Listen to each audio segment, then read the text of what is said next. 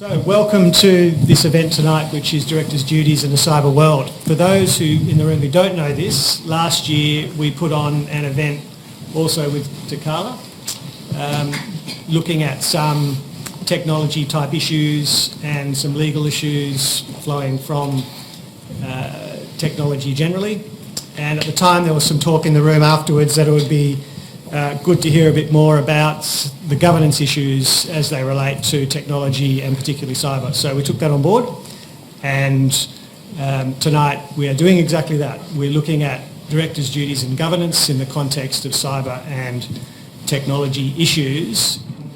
And on your chairs you would have found some packs that we've put together for tonight. There's some information there about the firm.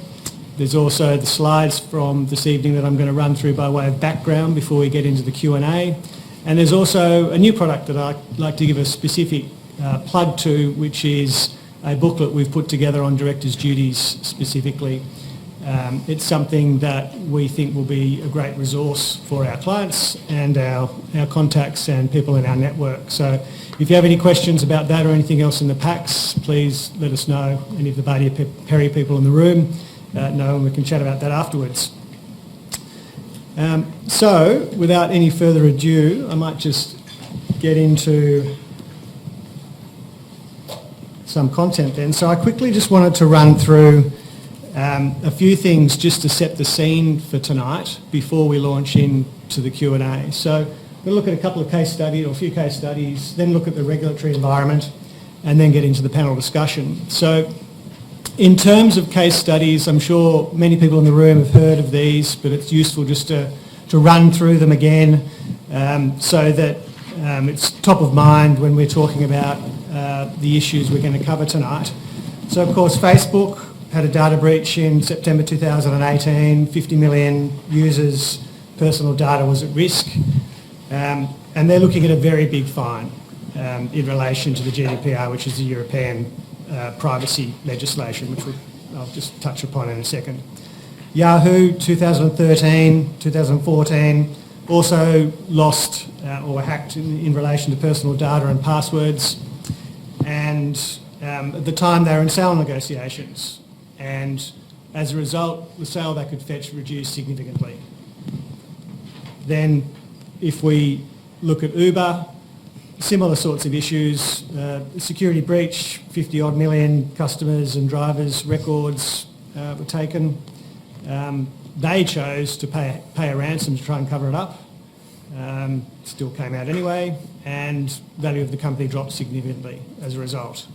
Closer to home, Landmark White, ASX listed company, had valuation records hacked earlier this year.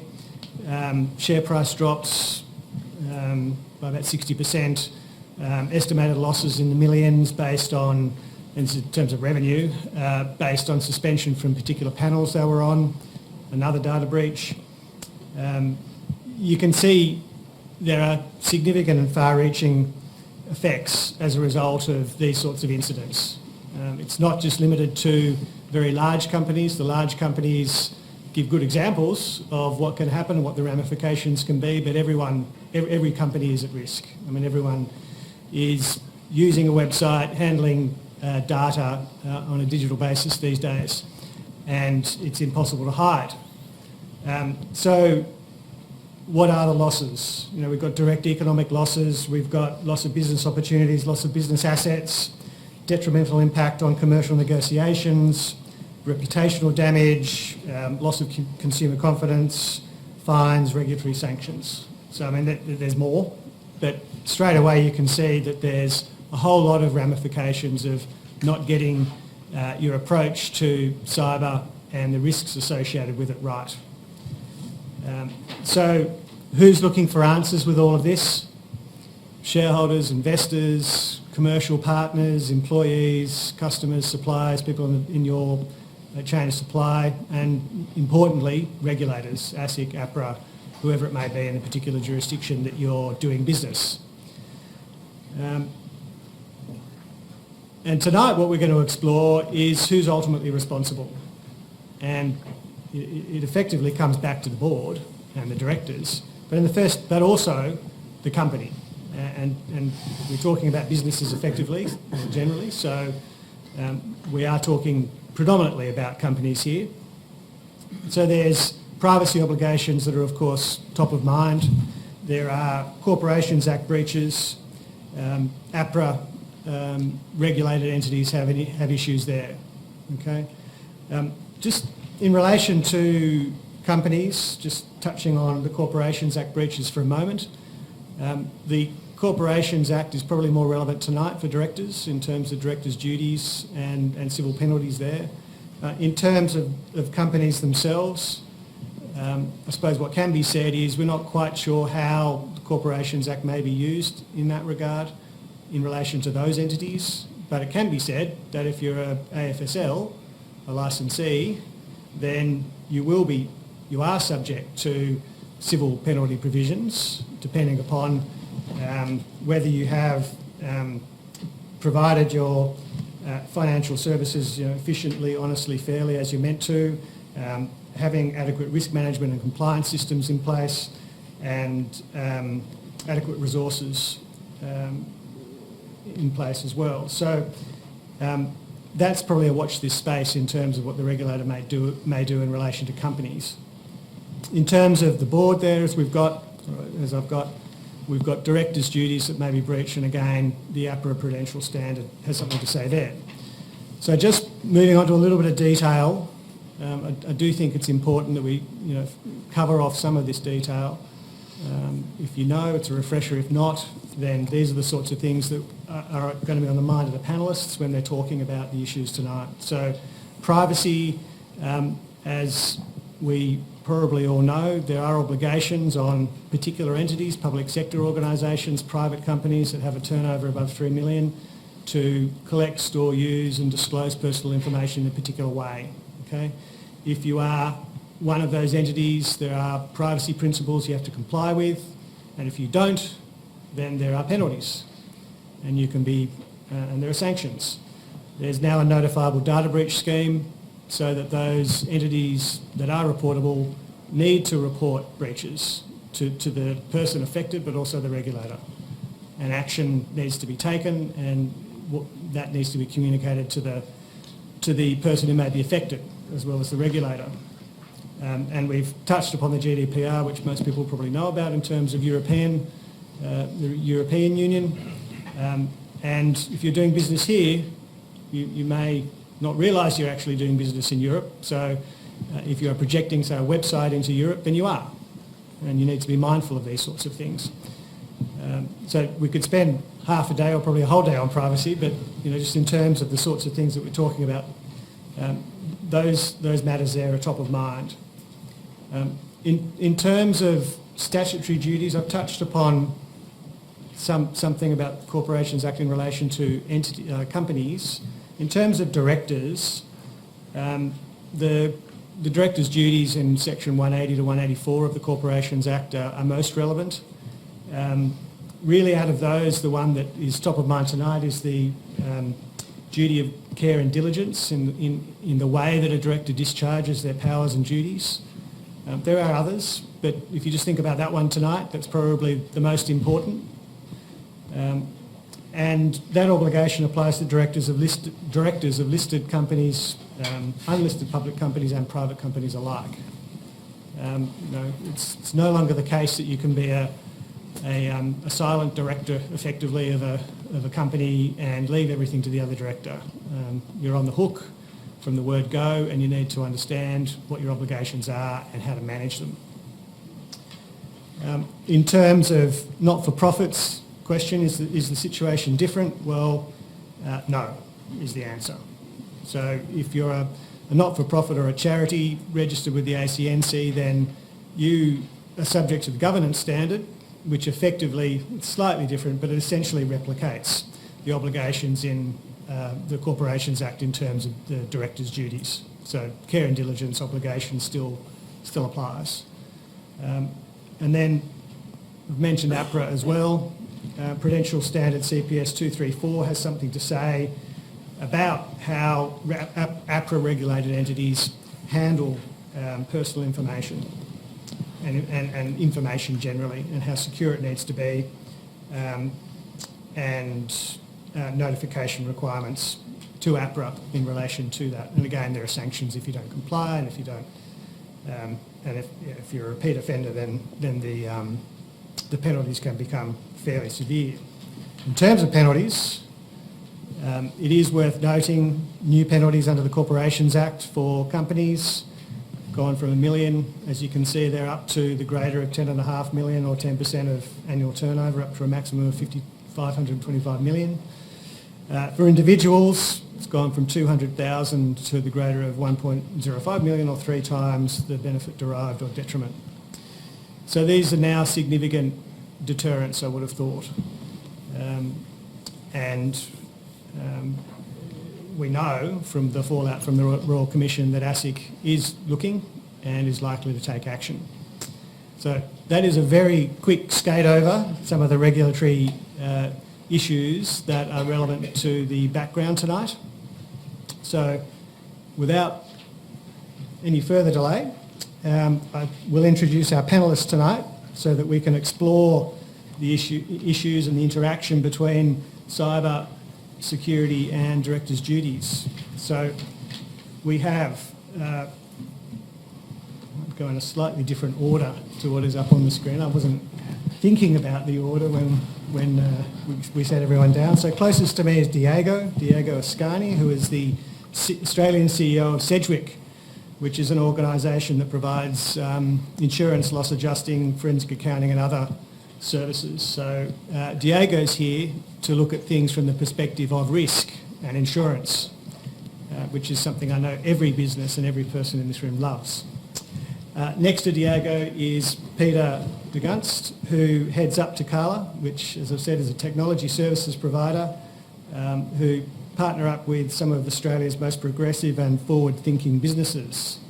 Next to Pieter is Michael Collins, who's currently leading the cyber security and technology strategy for Australia's leading health and community sector industry superannuation fund. And at the end there is Greg Blewitt, who is a partner in our corporate commercial team, who advises and acts on a range of commercial transactions, particular focus on mergers and acquisitions, and he's also a graduate of the Australian Institute of Company Directors, so he regularly advises directors on their statutory duties and corporate governance obligations. So that's our panel tonight, and that leads us to the good bit, the fun bit tonight. So let's get stuck into it. So I thought we'd kick off with something easy to continue to set the scene, I suppose. So Pieter, you right to go first? Sure. Good. Maybe you can tell us a little bit about what the latest strategies used by cyber criminals are.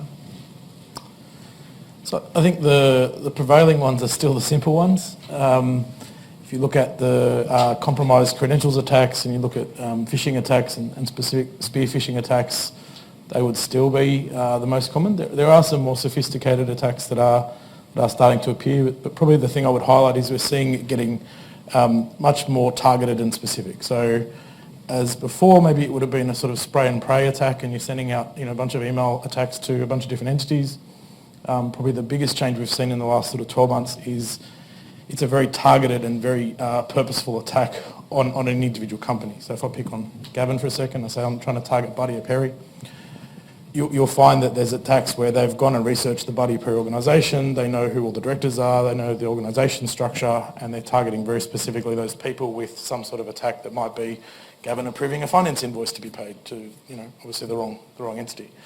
Or what they're also doing is going in and compromising a system once they get access to a machine, and then they might go and actually create an Office 365 tenancy, for example, which a lot of companies use for email.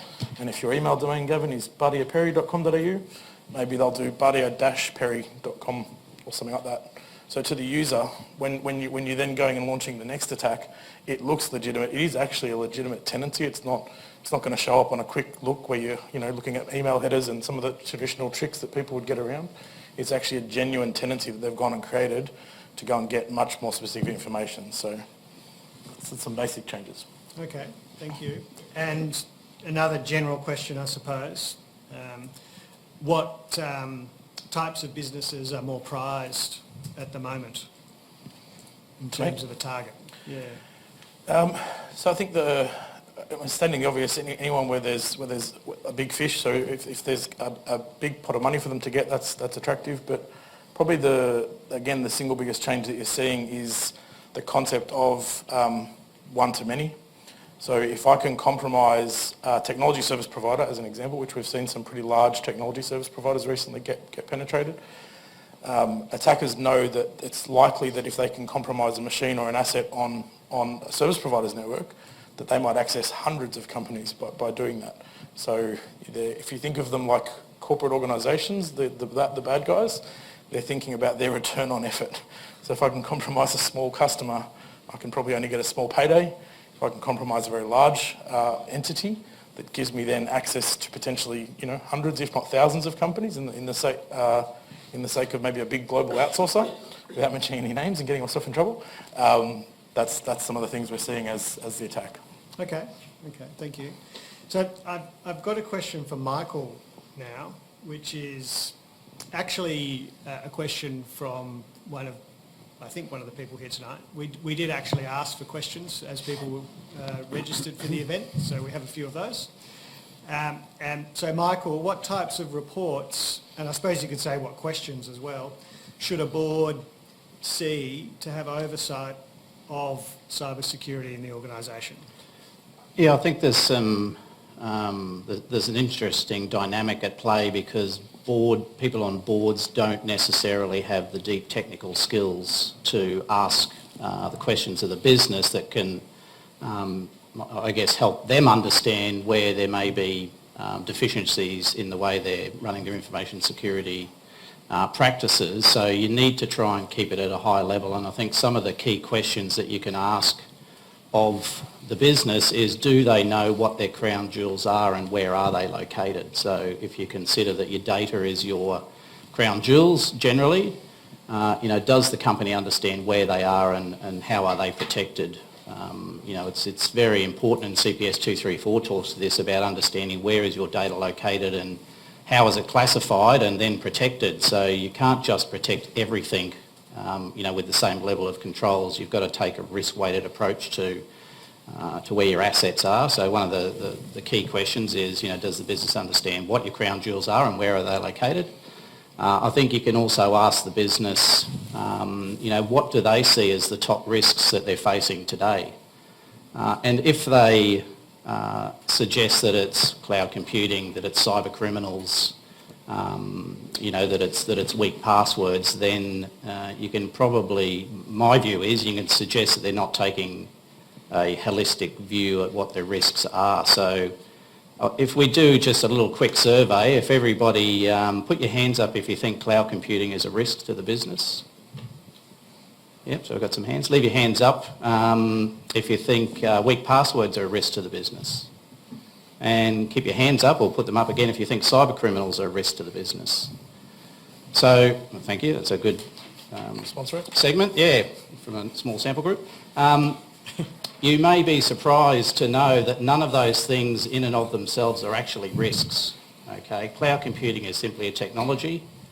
Weak passwords are a control deficiency, and cyber criminals are a threat actor. So to actually understand what your risks are, you need to put those things together. So if the business came to you and said, we believe that cyber criminals compromising weak passwords on our systems and getting access to confidential data that sits in a cloud technology or a service or a provider, that is actually the risk. So you really have to be able to string those key points together to articulate what the risk is in a business.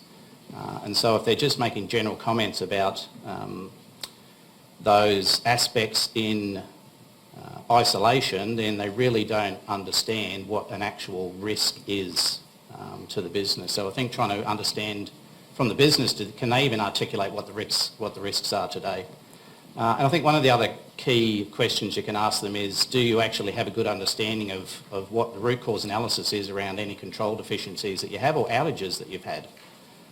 If the business doesn't understand what the root cause is behind issues that they're having, then they aren't really drilling down to where the control deficiencies are within the business.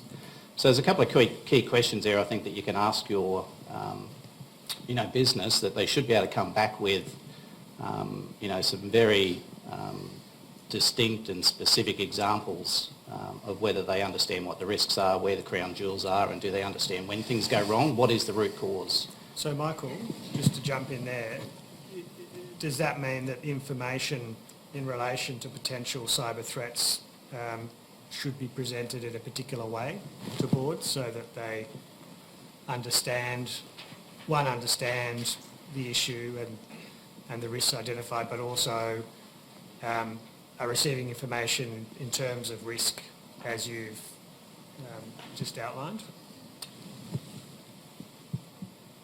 You lost me there. I think there was two questions in it. Yeah, I suppose double-barrel question. So I guess the simple question is, do you have any tips on how information should be presented to boards? Yeah, I think it's got to be at a high level and not technical. And I think the other misconception is that cybersecurity or cybersecurity risks are specific to technology. They're actually a business risk. So everybody in the business owns or has the responsibility to be, aware of those risks within their business.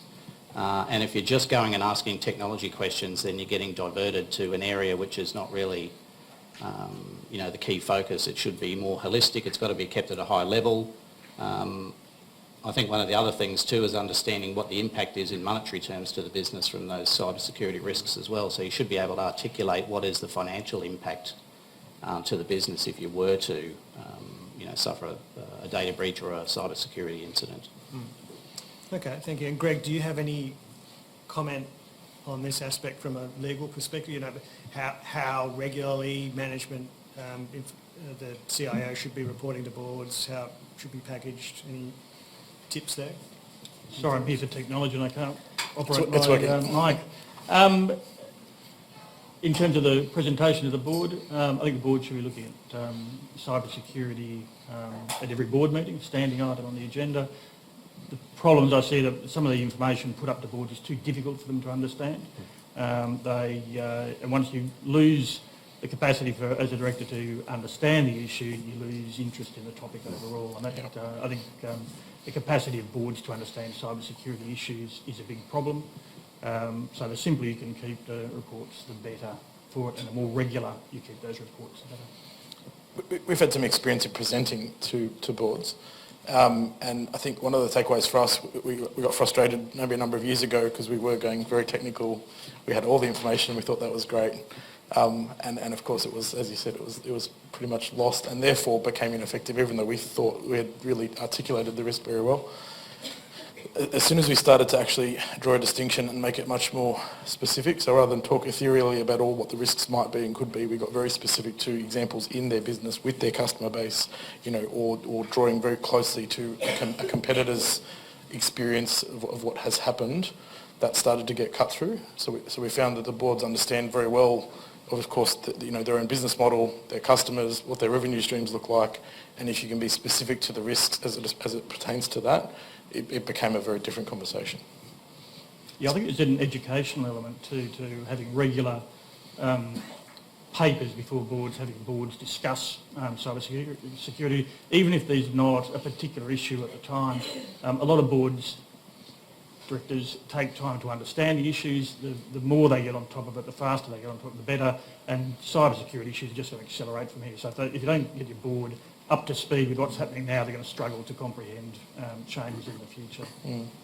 Well, and I think to Peter's point as well, if you can give them examples in adjacent industries to yourself as well that they can relate to, and if you can draw a parallel between why that breach occurred and what you've done in your own business to mitigate that, then that gives them a sense of comfort because they're going to be driven by what's in the media and what's in the newspaper.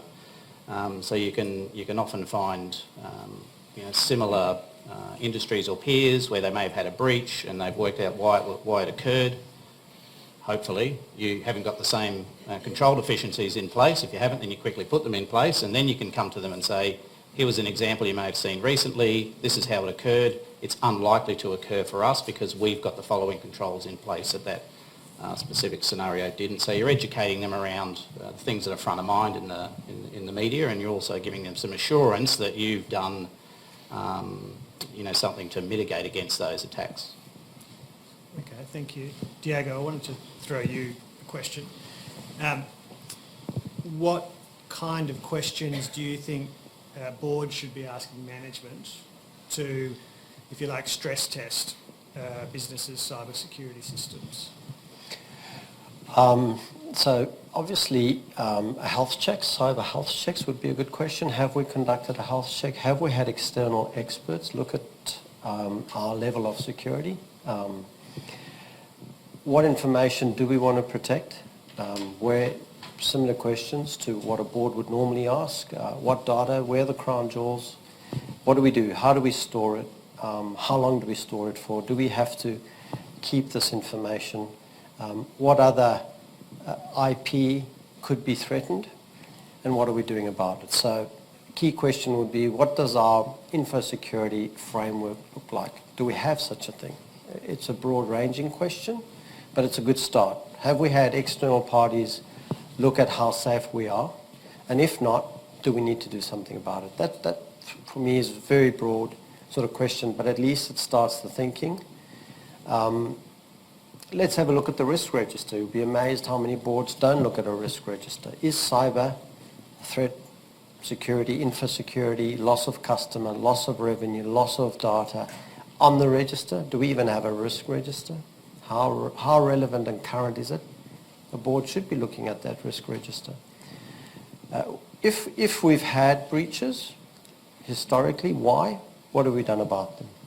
If we've had near misses, how many? And how do we know we've had a near miss? And has it been fortuitously averted, or is our shield strong enough to avoid the near misses? And how many more can we sustain? Personal information, I mean, the level of data and that. The board should also be asking, well, what legislation and what duty of care do we have? Are we covered by APRA? Is the new legislation coming in 1 July? I mean, it's timely for them to be focusing on an APRA standard and a requirement from a board perspective. And I always like to say, if you can benchmark your company against the highest standard, then that's something you should aim for. Of course, it's got to be appropriate, and the duty of care depends on what kind of company you run, the size of the company, etc. But no company is really immune to any sort of attack. I would be asking what our competitors are doing or what other like companies are doing, and do some kind of benchmarking to the points already made. How do we stack up? If we were ever questioned, if it ever ended up in court, we would be measured against what was a reasonable level of due diligence, protection and care for a company of our ilk to have taken to protect us from this kind of attack. And you will be measured in some shape or form to that standard.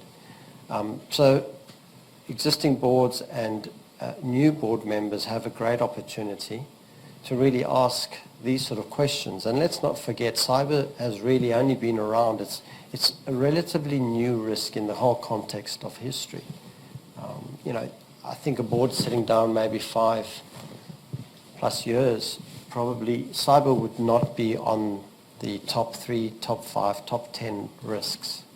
Today it is. And I don't think any board shouldn't be asking the questions around cyber protection. The other key question is, does our disaster recovery incorporate an attack, or what would we do in the case of an attack?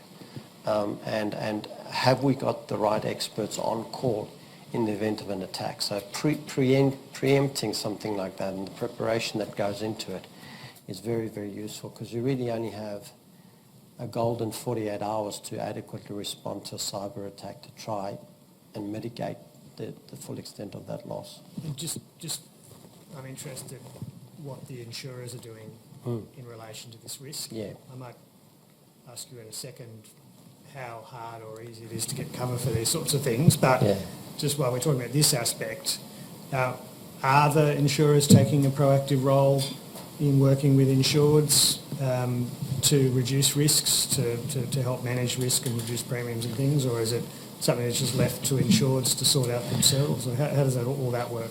No, I believe the insurance industry and the broking industry certainly are very proactive, and it's certainly there's key times when this occurs. You know, obviously at renewal or at an underwriting stage, insurers are really quite vigilant in the sense of certainly making sure that the products that are now available are certainly made available, and brokers as well. I think there's a proactive approach from brokers in talking to their clients and insureds about you've got D&O, you've got property protection, you've got etc. If you're looking for holistic cover, have you thought about cyber?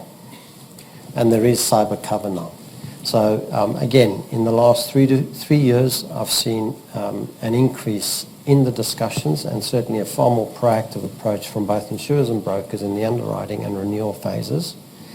The extent of cover has also grown, and the knowledge is also basically prompting insureds to ask the questions. Do we need insurance? How do we risk transfer cyber, and what kind of cover is available?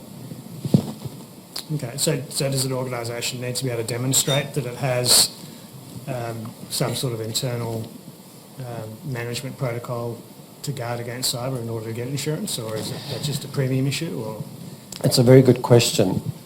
You know, if you think about marine insurance, it's probably been around since the 13th, 14th century, and it's still evolving in the coverage, in the policy wording, etc., and the requirements necessary that dictate the premium.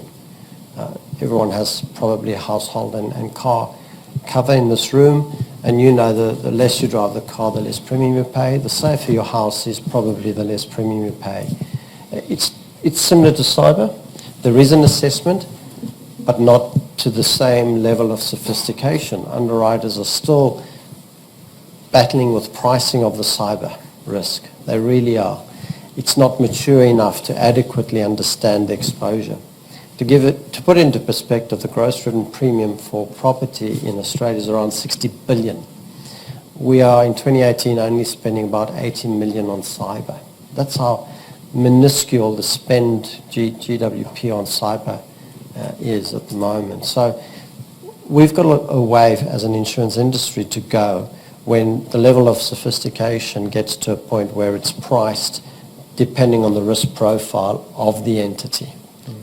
So there are in an underwriting request basic information required. Do you have a firewall? Do you have a CISO? How big is your company? What kind of information do you hold? Which does inform the premium, but generally it's not very sophisticated. Okay, so we can expect a more sophisticated approach from the insurers in the future on this issue. And on the pricing.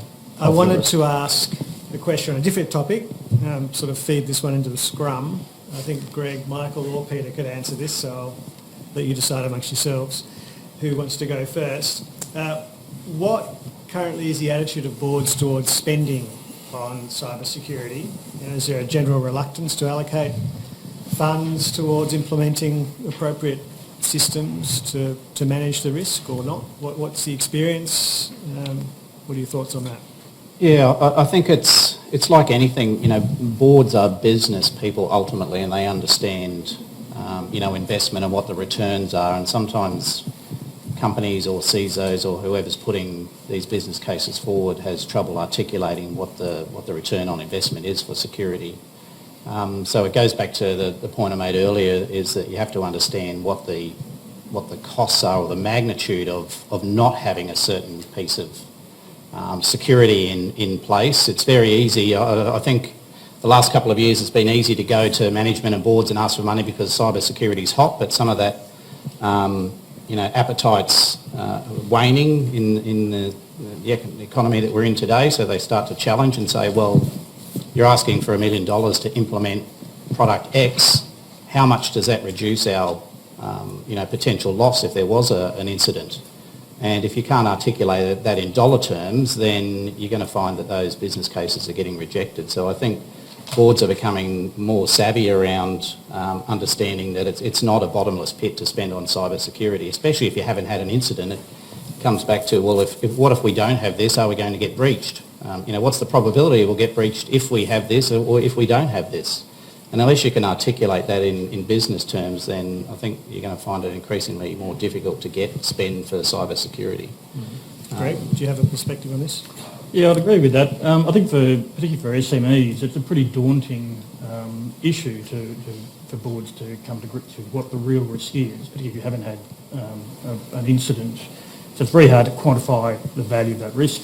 And the cost is also considered to be quite daunting, particularly when you look at the opportunity costs that you could invest in cyber security, or you could go and buy a new business or a new production line or whatever, so they can quantify the benefit from new investment in other areas. But trying to quantify and balance off investment in cyber security systems is quite difficult, particularly for less sophisticated companies. Okay. Peter, you talk to a lot of boards. We do, yeah. I think one of the challenges that we see is that the cyber security, I suppose, space is often described as a sort of cat and mouse game. So the more you kind of secure and implement and get to a certain level of maturity or standard, the more the bad guys are getting more and more sophisticated in the attacks, and that is certainly, we're seeing that across the industry. So attacks are more sophisticated, they're happening more often. I mean, you see it in the newspaper all the time, there's no question that it's increasing. So what used to be maybe an acceptable level of spend, if you were to maybe frame it as a percentage of your IT budget, and you had your firewalls and you had your antivirus and you had your basic controls and mitigations, and maybe they were comfortable at that point. As the industry matures, more and more very sophisticated technologies come out to protect you from this new threat or this new advanced threat and this sophistication. Now, they're very expensive because as an industry, they're quite aware of the honeypot that is there for security. And you can see a multitude of startups all around the globe spinning up as cybersecurity companies, and they find the latest buzzword, which is usually AI. So if you've got any kind of AI cybersecurity thing, your company's worth a lot of money. And so those things are quite expensive. And what happens is, as you're sort of going through these board meetings and you're going through investment cycles, that money can't just come from nowhere. So even if the risk is understood, even if the risk is accepted, and we're sort of going through that process with organisations, there often simply isn't enough money to adequately address all of those risks to the level that you might like. So it's always a compromise. The challenge we find is trying to prioritise that, and I think to the point that the guys are making, quantifying it ultimately to an exact dollar figure is very difficult. So you're doing a business case to the best of your ability. You can highlight the risk, you can highlight the fines, you can highlight the theoretical risk, damage to your business, reputational damage. You look at Landmark White, I'm sure they probably had in their risk assessments before this that, their business would be damaged if they had a cyber threat. Did they know it was going to go down by 60% in value? Did they know they were going to lose over $7 million? I doubt they would have the level of insight to know exactly how the market would respond to that. And did they know that they would be kicked off panels, so the valuation panels? Did they know the response of the industry to that? It's very, very hard. So I think in general, we're finding there isn't enough money for cyber. And to try to get things through, the only approach we can find that is working is to just say, here are all the possible things you can do. We know you can't do all of that. What are the priorities? And try to continue to have that investment cycle and keep maturing it along the way, which means you do have to have a robust framework. You do have to know what you're trying to achieve.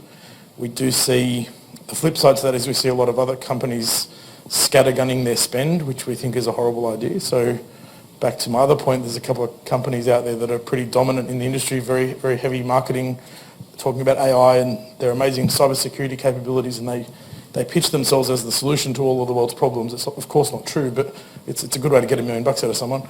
So people are spending money on stuff thinking that that's such a huge part of the portion, and it's not. So we do see a lot of wastage on the other side in cyber.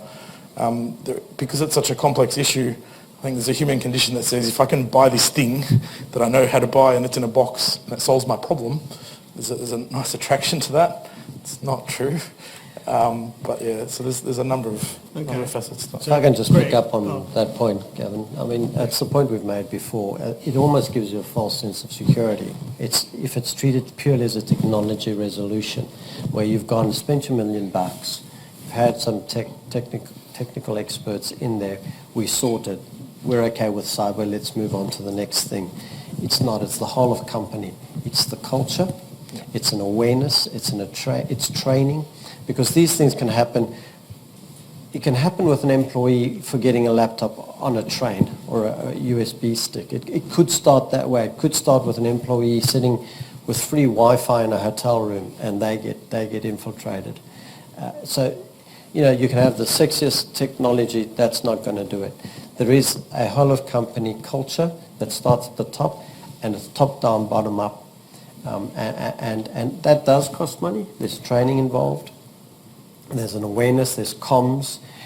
I always say prevention is better than cure, and it has to be seen in that light. And it has to be taken really seriously by the board and not be exported to an external expert and all my problems are solved. So Greg, just picking up on that point Diego just made and some of the things Pieter just said. So coming back to the obligation the director has to discharge duties with care and diligence, you know, so you're dealing with a complex problem, it's expensive to deal with, there's probably not enough funds to do everything that you might want to do. There's potentially a big downside if there's an issue and a risk comes to fruition. How do you discharge your obligations as a director in that environment? Yeah. I'll start off by saying I'm not quite sure why I'm on this panel, because I think the risk to directors is overrated, frankly, by a lot of commentators. As a director, you need to know what your legal obligations are, but you're not expected to be infallible. Under 180, you've got to use care and diligence. You, as a director, will have a number of issues you need to deal with. One of them may be cyber security, probably will be cyber security for most organisations. But the law doesn't require that you get the best systems in place or that you put the best systems in place at the expense of other investment by the company. So as long as you've looked at it rationally, you've made a judgment as to where you invest, where you, both money, time, then it shouldn't be a problem. The difficulty you've got, and the courts generally don't like to review the decisions of directors. There's in the Act and at common law, there's a business judgment rule which says that provided you've been careful about it, you considered it, then the courts and the law won't usually, there's a few exceptions, challenge a board's decision, a director's decision. Where it gets to be a problem in cyber security is that to get the protection of that safe harbour of the business judgment rule, you have to have fully informed yourself. So if you're a director, you haven't fully informed yourself about cyber risk, then you're at some risk. So as long as you've made an effort to inform yourself, whether by your own knowledge or relying on experts, and there's other protections in the Act, if you seek the advice of experts, then you should be okay. So that's a lead into the question. Okay. What was the question again? The question was why you're on the panel. I thought I answered I think you answered that well, thank you. I was just going to add a couple of things there and tie a few different threads together. I think that ultimately you're right, you have to demonstrate a duty of care, and you've done what's reasonable for you to understand the posture of your business. I think there's some key ones around business continuity around there. Have you actually run a scenario that demonstrates that you know how to respond? And I've been in situations where I pushed for a couple of years to get a cyber security incident run as a business continuity scenario for the business, and they've said, no, surely it's more likely the crane will fall on the building or that the power will be cut by Telstra installing the NBN or whatever it might be. And that one's true. Well, yeah, true. It wasn't until we actually got sponsorship to run a cyber security scenario that all the execs on the team went, we need to do this every year.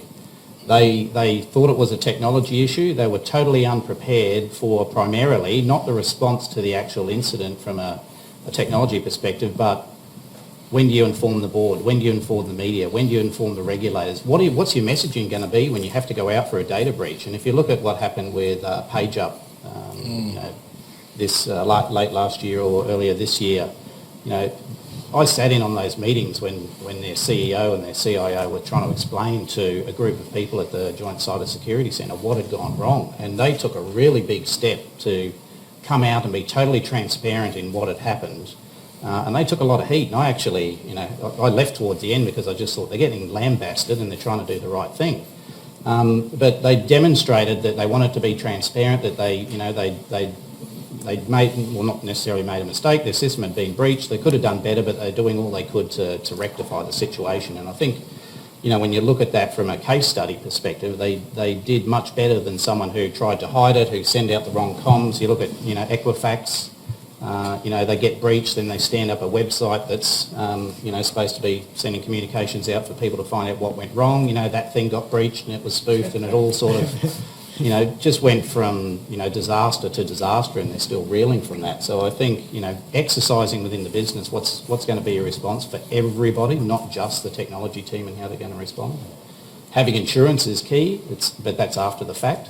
It's good to have, and you need to understand too that with your cyber insurance, the first thing you should do is notify your insurer, even if it hasn't evolved into a large-scale event. If you notify them after it's become a large-scale event and then try and claim on it subsequently, the information I've had from our insurer is you're going to find it tough for us to pay out what we need to pay out. So, you've got to have all that documented, run the process through, make sure the business from the CEO down to, the technical people know exactly what their role is if there is an incident, because it will catch you unaware for sure. You'll be surprised how quickly things move and what you need to do and be prepared to deal with these incidents. So I think it's, the board should be asking, have we run a cybersecurity incident, and what have we learned, and what do we need to fix going forward? That will get you the justification to spend money on it. I mean, we did a phishing scenario for the business, several years ago. We had a 98% click rate for employees clicking on the link. Now, I didn't need to do anything. I just walked in and said, we need money for a security awareness program. We had 98% of people clicking on malicious links. Still make you feel better, that's not just your stuff. Yeah. So now we run a continuous program. We do an education awareness. We've gamified the whole concept of phishing, reporting it, and we are now down to a 1.2%. Rate. So susceptibility has dropped dramatically within the business, and it just, you need to run those tests and scenarios to understand where your business is. Then you can go and ask for funding. And if they don't fund you after you've given them the data that supports where your potential issues are, then the business is making a decision to prioritise something else. And as a CISO or someone who's running information security, you've got to know that you're not going to get all the money and everything you ask for, but you've got to have the data to support it so the business can make an informed decision. Okay, Michael, thank you. That was very interesting. We need to got to cut me off because I'll just keep rolling. Yeah, that's right. Jumping in. I wanted to start on a new topic. We've been talking a lot about internal risks, identification, management of those in terms of the company. What about the supply chain? Is there an obligation there for companies to be looking at their supply chain and auditing, assessing the cyber strength or the strength of the systems and things in place to deal with cyber with their supply chain partners? Who wants to go on that? Well, I'll start. Absolutely. So we are in fact in that position as a service provider to the insurance industry. We manage claims on behalf of all insurers and brokers and reinsurers in Australia predominantly. They are essentially, we're stepping in their shoes. The level of our info security is paramount to all the insurers we act on behalf of. All the information we hold on behalf of insurers, all the data and private information. So of course insurers are looking at their service providers, including ourselves, to ensure that we have the same level, if not better, info security and cyber protection at a standard that is either the same or better than theirs. Sedgwick themselves manage 1/4 of the USA's population's private information. So Sedgwick holds 1/4 of the USA's population's information in data in some shape or form. And so, of course, we have CISO and we measure, there is actually a measure for security, I think it's called BitSight. And that's extremely high. In fact, it's higher than some insurers. So, and we get tested on an annual basis. So from our perspective, absolutely, we've got to have, as a service provider, supply chain, adequate cover and comparable to our customers and clients. Okay. So the tech perspective on that as well is, of course, absolutely. So I think if you frame it in a very simplistic fashion, if there is a breach of your third-party provider, so service providers, I suppose, in a technical sense, large people like Microsoft, AWS, Salesforce, your various systems owners who are holding your data and they provide you a service for you to utilise, but they're not actually responsible for your cybersecurity for the most part. They have their own controls as to their, platforms and systems and security standards that they meet and that sort of thing, but that doesn't govern what your staff do with that piece of software. And if they download the entire database and leave it somewhere and it gets breached, that's not Salesforce's fault, as an example. But there is an onus there that, if you look at it at a simplistic standpoint, if there is a breach and it is of a third-party provider and it's their database that gets hacked or their system that gets penetrated, it's your brand that's the one that's going to make the news as you had a cyber breach and your customer details were published. So if you look at it at that perspective, they're providing you a service, but the onus is on you to make yourself satisfied that they are meeting adequate security standards and controls. Okay. Do you agree? Yeah, and I think to the earlier point, the bigger targets are more appealing for the more sophisticated attackers, but they also know that supply chain risk is a way for them to get in the back door. You look at Target got hacked through their, the air conditioning contractors get into their systems, then pivot into the wider organisation because they've got connectivity into the large organisations to deliver services. Australian Defence was hacked through, a third-party contractor, small provider, no IT, support or sophisticated IT support, large nation to the north of us, targeted that small company from there backdoor into the government network. So you do need to be aware of who are all your third-party providers. CPS 234 certainly makes that clear that you need to assess all of your third-party suppliers on a regular basis. That was initially seen to be quite difficult because some organisations may have hundreds or thousands of suppliers. So again, you've got to take a risk-weighted approach to how you're going to address that and have the right processes and tools and technology in place to be able to do that without it being overly burdensome on the business. Okay, thanks, Michael. I might stop you there. Now, I do have a couple of audience questions that were pre-supplied on registration. I'm going to do one of them now. I'll also be inviting anyone in the audience tonight to stick their hand up and ask a question if they'd like to. I think we'll have a roving mic if that's required. It will be required if you ask a question. It may not be required if no one asks a question. So I'm going to ask this question. I might direct it to Greg. So when joining a new board, what are the top 3 things to ask about the company's current state of cyber security readiness? You should be asking more than 3 questions. Probably a starting point would be the age of the board. If they look a bit old, a bit facetious, but it sort of does work as a general rule. I'd look to see who's on the board, if there's anybody on there with any IT, particularly cybersecurity credentials, and have a chat to them to see how they interact with the rest of the board. You sometimes see that directors are appointed for their technology, cybersecurity skills, but the rest of the board don't really take on board their comments. Having said that, people with IT can get a bit fixated on IT and nothing else.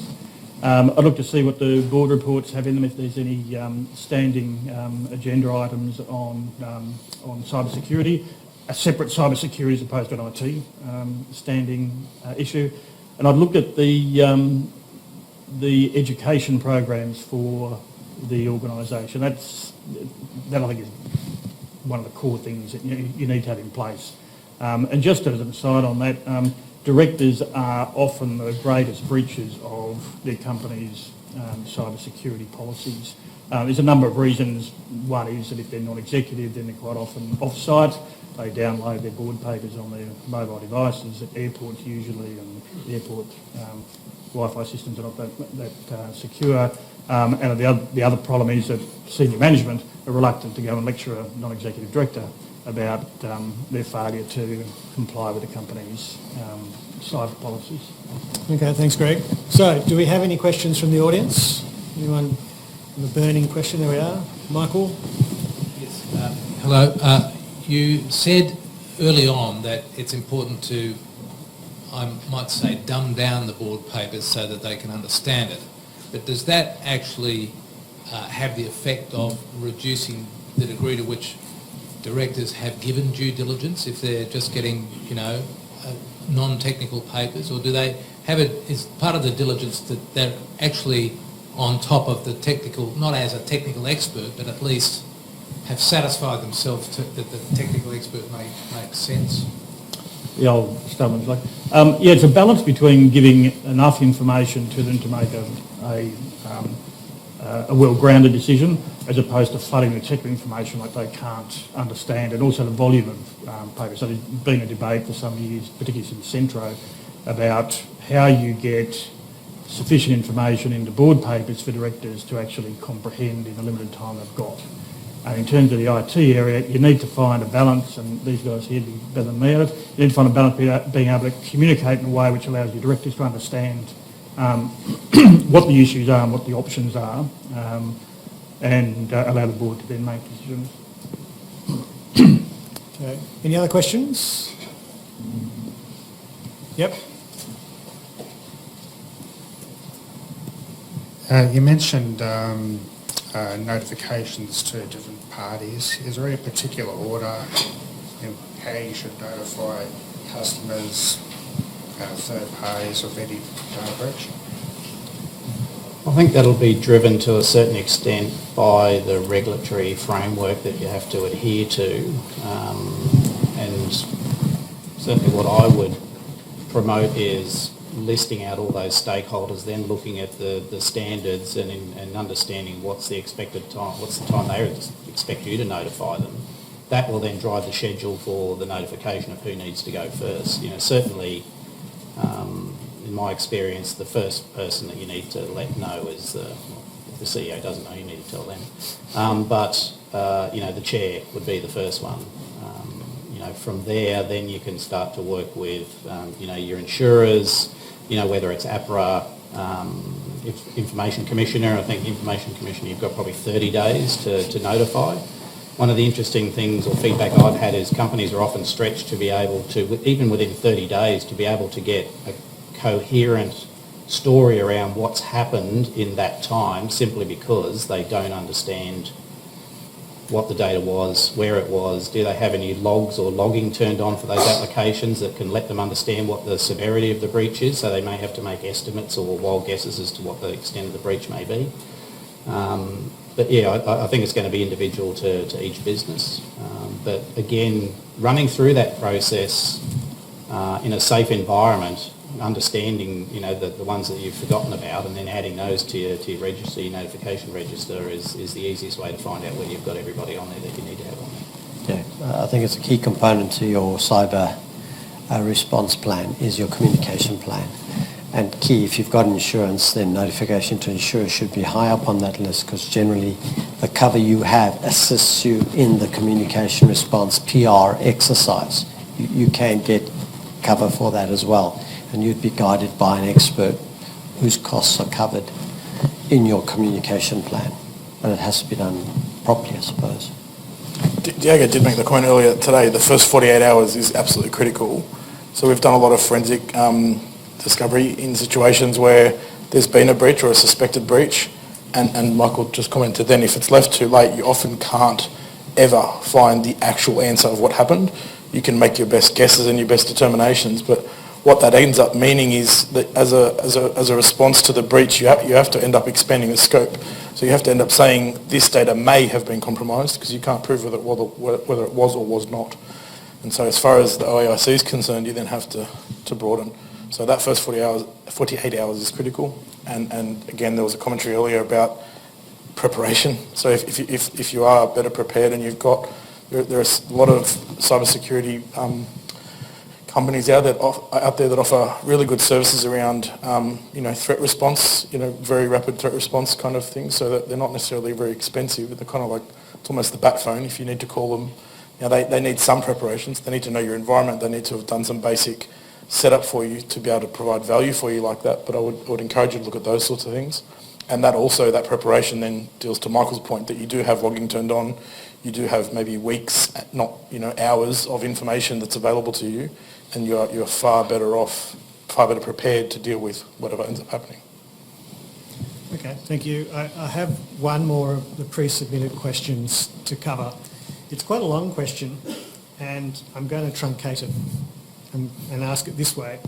Given the regulatory and legislative changes that we've talked about that are now current, will they deter potential directors? Should there be a minimum understanding requirement? I take that to mean understanding requirement in relation to the technical aspects. And should every board have a CISO? So I think we can answer the question, there should be some minimum understanding. Can I? Probably a yes. Can I Do you want to say kick not off? necessarily? No? Maybe some very low minimum, but that's not the requirement of the legislation. The legislation is that you exercise care and diligence, and that may, and you're permitted to, and there's specific provisions which allow you to delegate to other people, obtain advice, expert advice from them, and then on the basis of that advice to then make decisions. I don't think there's a necessity for the minimum understanding. I think it'll become more and more common that people will have a better understanding through necessity as cyber becomes more of a significant issue in the future. It's not already there now, but I don't agree that there should be a minimum standard. And so I take it you wouldn't agree every board should have a CISO either? Because that's not really what a CISO is, I suppose. It depends on the size of the I think it business. depends on a lot of factors. Yeah, there are many companies, many large companies that don't have a CISO. Very large enterprises, of course, do, government does, but it's again, how do you get access to that skill set? So, CISO as a service, CISO on demand, whatever you want to call that. So having somebody that is a cyber expert, that is engaged by the business, that knows your business, and can provide advice and be brought in whenever there is that board meeting to be the specialist knowledge, that I think is very prudent, and you're not going to have that expert knowledge that level of expert knowledge in many companies does not exist, and it's not commercially viable to exist. People like Michael. I think he's very expensive. Yeah, I'm not that expensive compared to lawyers.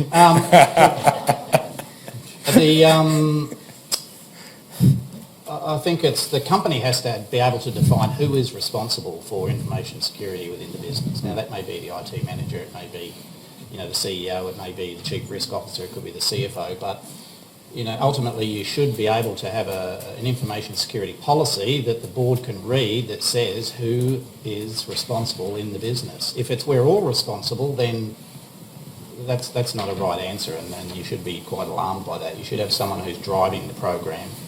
Even if it's, like Pieter said, a virtual CISO that comes in, and upskills the existing, resources and employees to do that and get you on a path. But, if no one's responsible, no one will do it because they're all distracted by the rest of their job. So having that information security policy is probably a good thing the board should be asking for. And in fact, they will. 234 says it. So if you're in that sphere, you're going to have to create one of those and define who is responsible. Okay, thanks, Michael. Now, you probably noticed that our panellists could keep talking about this topic all night. All good things do need to come to an end at some stage. I am going to give everyone in the audience an opportunity to ask another question, if there is anything else out there that people want to ask.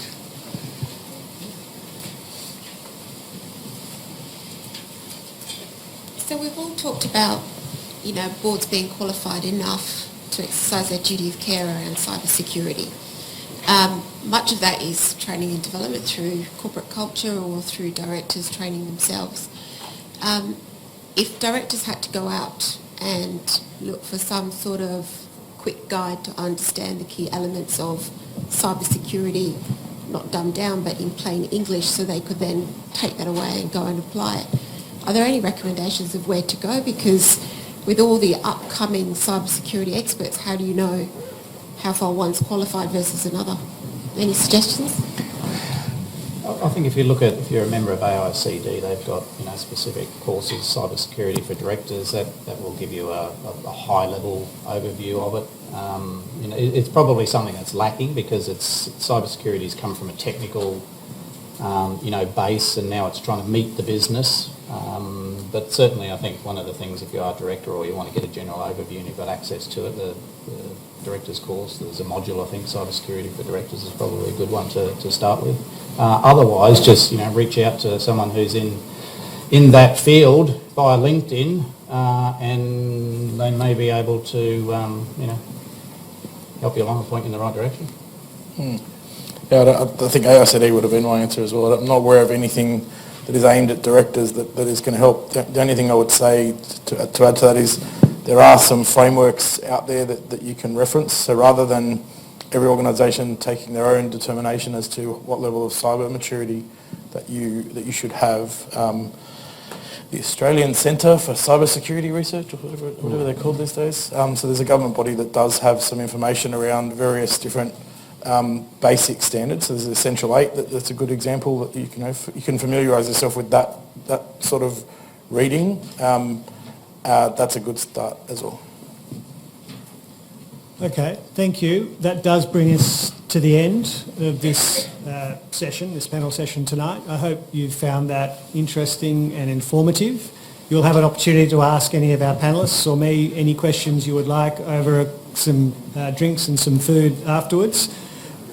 Just before I do finish up, I will bring your attention to a few other events that we have happening here in the firm over the next few months, and also keep an eye out for a bit of a focus on directors' duties and governance generally from us as a firm over the coming months and into years, I suppose. That's it. So thank you for your attention. I'll ask you to thank the panellists in the usual way with me.